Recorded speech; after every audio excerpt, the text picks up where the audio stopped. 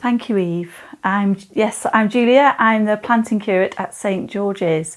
And so here we are in the middle of our Daniel series, thinking again about events from around 600 years before Christ. Jerusalem had been seized by the Assyrian Empire, and the cream of Israel's crop had been deported from their homeland to be groomed for civil service in Babylon. And amongst the thousands of captives were Daniel and his friends, Shadrach, Meshach, and Abednego.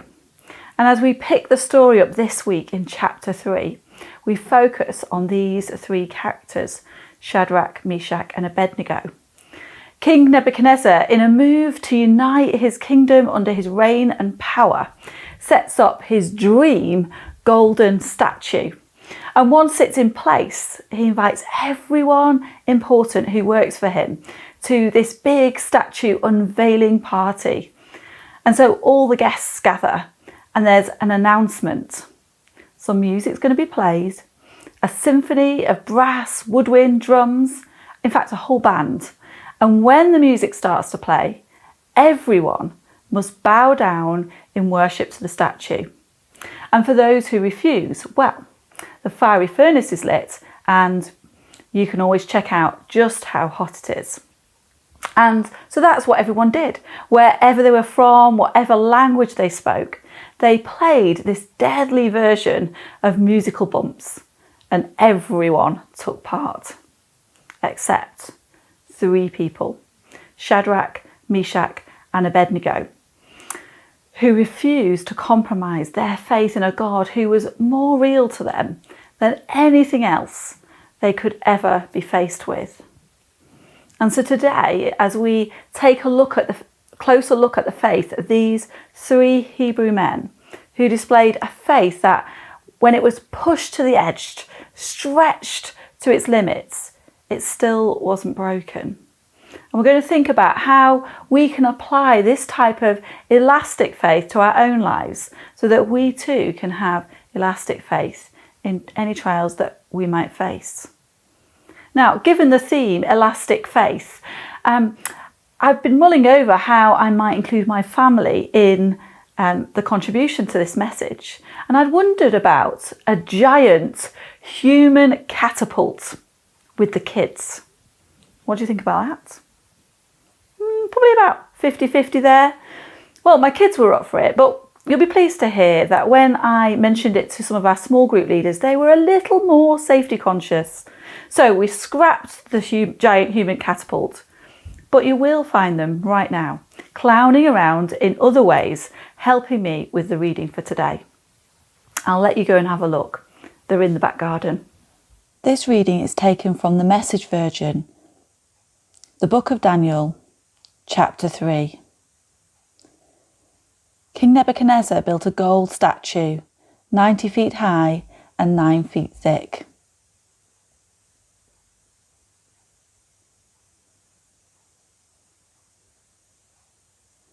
He set it up on the Jura plain in the province of Babylon. He then ordered all the important leaders in the province, everybody who was anybody, to the dedication ceremony of the statue.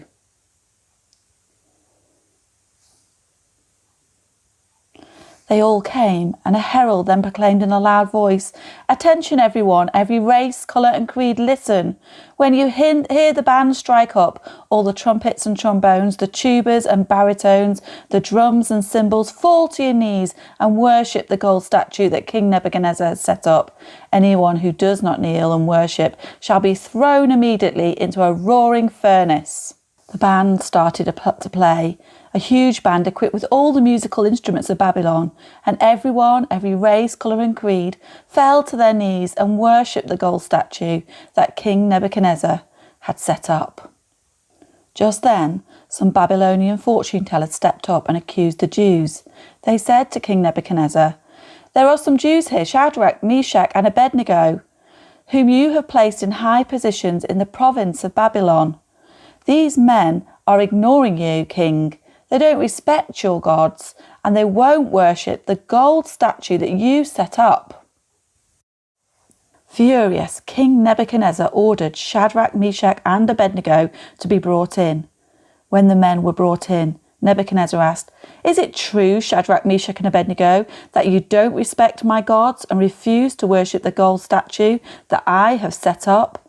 I'm giving you a second chance, but from now on, when the big bang strikes up, you must go to your knees and worship the statue I have made. If you don't worship it, you will be pitched into a roaring furnace. No questions asked. Who is the God who can rescue you from my power?"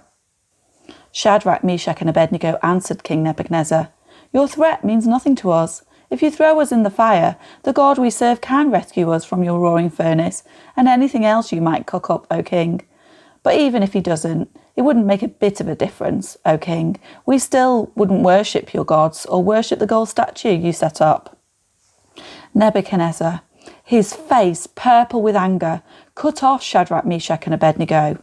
He ordered the furnace to be 7 times hotter than usual and some strong men from the army to throw them into the roaring flames. Shadrach, Meshach and Abednego were thrown into the roaring fire. It was so hot, flames from the furnace killed the men who carried Shadrach, Meshach and Abednego to it, while the fire raged around them. Suddenly, King Nebuchadnezzar jumped up in alarm and said, "Didn't we throw 3 men bound hand and foot into the fire?"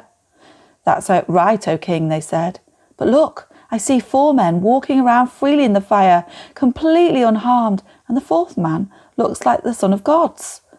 Nebuchadnezzar went to the door of the roaring furnace and called in, "Shadrach, Meshach and Abednego, servants of the high God, come out here." Shadrach, Meshach and Abednego walked out of the fire. All the important people gathered around to examine them and discovered that the fire hadn't so much as touched the 3 men, not a hair singed.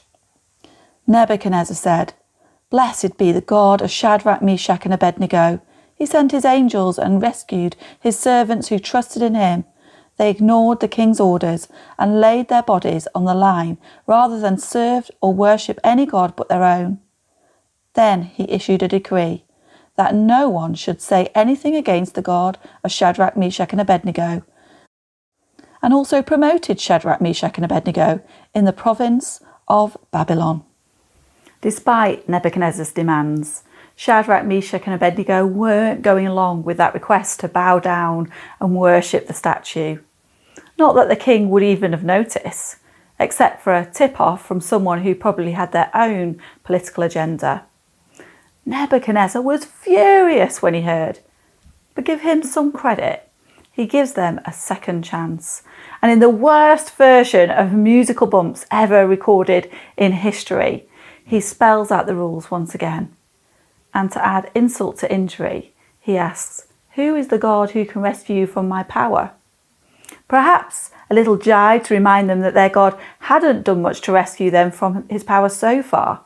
I mean, Nebuchadnezzar had successfully invaded their country.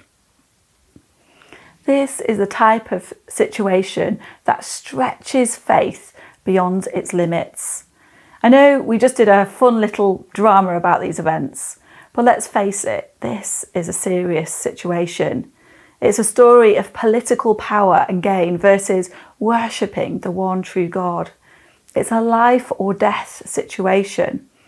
We can bring in a clown, lighten the mood, but it's ultimately a serious matter.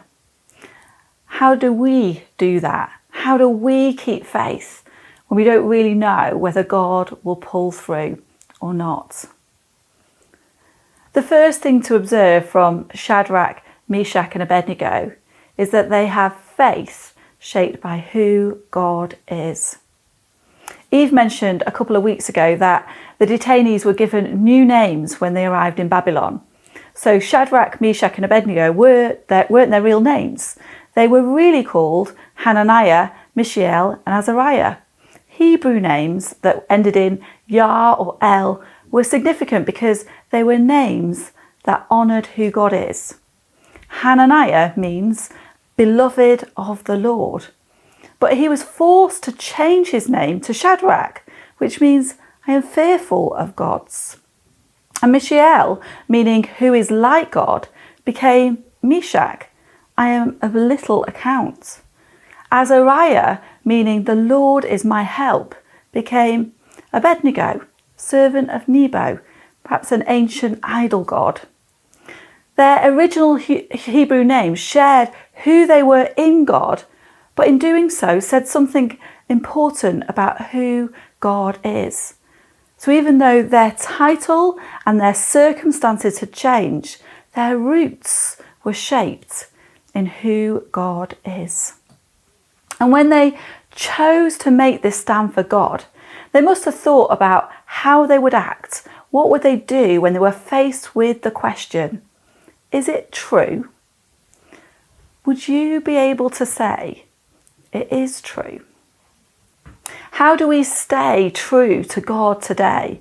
Because if 2012 has taught us anything, it's that dramatic changes can happen in a moment's notice. Our job titles, relationships, how we spend our time, knowing who to believe, what rules to follow. Faith is likely to be tested, stretched. So we need our decisions to be shaped by who God is and who we are in God, so that our faith, when stretched, won't be broken. So let's take a moment now to remind ourselves of who we are in God, in turn sharing with us something of who God is. And maybe just close your eyes for a moment and stop doing anything else that you might be doing and receive these truths. You are a child of God, fearfully and wonderfully made, created by God in his image. You are God's workmanship. You are his beloved, his heir, and he calls you out of darkness into light. His Son, Jesus Christ, is your friend. You are accepted, united, clothed, and one with him in spirit. You are sealed with the Holy Spirit as promised by Jesus. And through Jesus, you are forgiven, redeemed, loved, and glorified with God. These are the truths that shape us as Christians. And as we let them sink in and shape who we are, they shape our decisions because we know and live the truth of who God is. So when we are faced with the question, is it true? We won't be tempted to deny Jesus like Peter did. We'll only profess who we truly are and be true to God. So Shadrach, Meshach and Abednego had a faith shaped by who God is, but they also had faith responsive to God's goodness. Faced with the king's ultimatum, Shadrach, Meshach and Abednego don't defend, resist or plead with the king. As I read it, they reply calmly and politely that the God they serve can indeed save them from the fire. He does have the power to do so, and whatever happens, he will deliver them. They had no idea how he was going to save them, but when their faith was stretched, they responded to God's goodness, knowing whatever the eventuality, even if it was death, it was better to be with God than without him. Their commitment to God was first and foremost because of his goodness, not for his power or performance. In fact, there was no major plea to God before they were thrown into the fire saying, I'm trusting in you now, God. After all I've done for you, you better get me out of this mess. After all I've done for you. How many times have you felt those words exploding out of your soul? Don't I deserve better? More, exactly as I perhaps think it should be, after everything I've done? The goodness of God is something that we can respond positively to when everything is going well, but we often wrestle with it when things aren't. And we can read that God is good in the Bible. In fact, Psalm 34 says, taste and see that the Lord is good. And we might understand that goodness better by some of the examples the psalmist gives of his goodness. Things like deliverance, lacking in nothing, being heard, merciful. But am I prepared to apply them to taste and see? For Shadrach, Meshach and Abednego, they said, he will deliver us. because they were responsive to God's goodness, and they were tied up and left to God's mercy as they fell into the flames of the fire. Recently, my father-in-law lost his life to cancer, and in that place of suffering, he held a narrative of a God who could save him from a death that science said was inevitable, but shared something of how he sensed God's goodness even in the darkest pit of pain and suffering. But whatever happened, ultimately, he had a deep sense that God's mercy would prevail. And the psalmist also shares his experience of God's goodness in suffering. In verse 19 it says, "The righteous person may have many troubles, but the Lord delivers him from all of them." Elastic faith means knowing that good people still suffer, even though God has the power to change that situation. But everyone who trusts in God's goodness will be delivered. God is good all the time. All the time. So their faith was shaped by who God is, responsive to God's goodness. And finally, they demonstrated a faith flexible to embrace all of God. So Shadrach, Meshach and Abednego, they're thrown in the fire, a fire that's so hot that the guards who throw them in die of the intense heat. How were they able to worship God then? Maybe they'd known God's blessing in their life in Jerusalem, but they'd come a long way on their journey since then. Where was God when their city was invaded? Where was God when they were made captives and brought into Babylon? Where was God right then as they were being thrown into the fire? Were they able to worship him then? In Gerard Kelly's book, Stretch, he says, elastic faith is wide enough and flexible enough to embrace the whole breadth of the experience of God. In the familiar and the unfamiliar, the easy and the hard, it faces the letters that bring bills as well as the letters that bring checks. It responds to the nighttime phone calls that tell of a death, as well as those that rejoice in a new birth. It is there in the mornings that begin in a birdsong and sunlight and usher in a day of apple-scented ease, and in the days that wake to clouds and traffic and bring hours of unbearable darkness. Elastic faith does not insist that circumstances adapt to us. It gives us the strength to adapt to our circumstances and rise above them. How do we worship God when times are tough? When we don't know what God is doing and whether he will deliver us from the situation that we find ourselves in? Our usual songs and words of praise just don't hit the mark when we're passing through the torments of the fire that we fear most.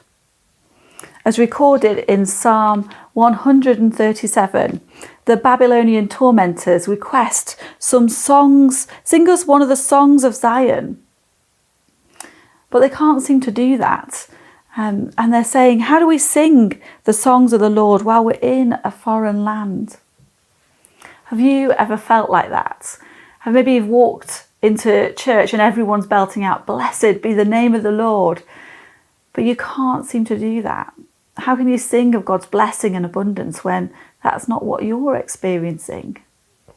But that's not the end of the story for the Babylonians. In fact, in verses 5 and 6, it's recorded as saying, "If I forget you, Jerusalem, may my right hand forget its skill. May my tongue cling to the roof of my mouth if I do not remember you, if I do not consider Jerusalem my highest joy."